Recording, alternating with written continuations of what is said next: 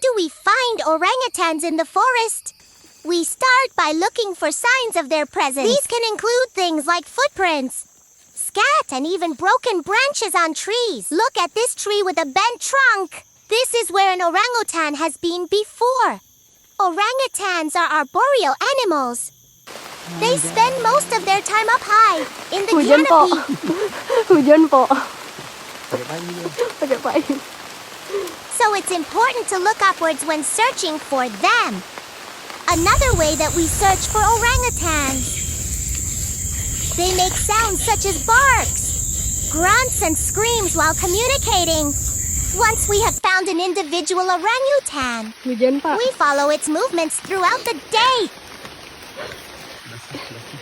Kerja gini amat ya. Kerja gini amat ya.